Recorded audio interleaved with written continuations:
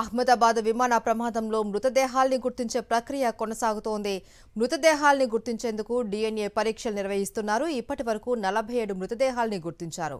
గుజరాత్ మాజీ ముఖ్యమంత్రి విజయ్ రూపానీ భౌతిక కాయాన్ని కూడా గుర్తించారు. ఇవాళ ఆయన అంత్యక్రియలు అధికారిక లాంఛనాలతో జరగనున్నాయి. ఈ ఘటనలో ఇప్పటివరకు మరణించిన వారి సంఖ్య 279కి చేరింది.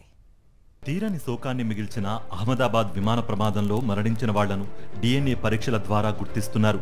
బంధువుల బ్లడ్ శాంపిల్స్ తీసుకుని వాటి DNA ఆధారంగా మృతుల్ని గుర్తించి కుటుంబీకులకు అప్పగిస్తున్నారు. బాధితులను సంప్రదించేందుకు 230 బృందాల్ని ఏర్పాటు చేశారు. ఈ దుర్ఘటనలో ప్రాణాలు కోల్పోయిన గుజరాత్ మాజీ ముఖ్యమంత్రి విజయ్ రూపానీ భౌతిక కాయాన్ని గుర్తించారు. ఆయన పార్థివ దేహాన్ని కుటుంబ సభ్యులకు అందించారు.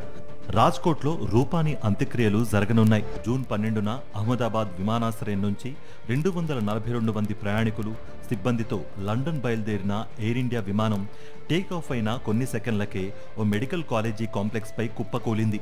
విమానంలో ఒక్కరు తప్ప అంతా మృత్యువాత పడ్డారు. మెడికల్ కాలేజీ హాస్టల్పై విమానం పట్టడంతో మెడికోలు కూడా మృతి చెందారు.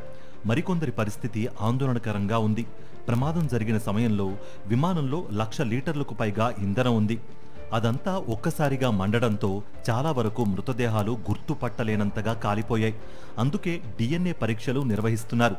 ఒక్కో పరీక్షకు ఎక్కువ సమయం పడుతూ ఉండడంతో మృతదేహాల గుర్తింపు ఆలస్యమవుతోంది. ఈ ప్రమాదంలో మరణించిన విదేశీయుల కుటుంబాలకు ఇప్పటికే సమాచారం అందించారు. మరోవైపు విమాన ప్రమాదంపై స్వతంత్ర దర్యాప్తు సంస్థ తన విచారణను కొనసాగిస్తోంది. ఇప్పటికే స్వాధీనం చేసుకున్న బ్లాక్ బాక్స్ను విశ్లేషించే పని మొదలైంది. మరోవైపు ఉగ్రకోణంలో కూడా దర్యాప్తు జరుగుతోంది. NIA అధికారులు ఘటనా స్థలం నుంచి కొన్ని శాంపిల్స్ను సేకరించారు. మరోవైపు విమాన ప్రయాణంలో మరణించిన వారి లగేజీని ఎయిర్ ఇండియాకు అప్పగించారు. బ్యాగేజ్పై స్టిక్కర్ల ఆధారంగా మృతుల కుటుంబీకులకు లగేజీని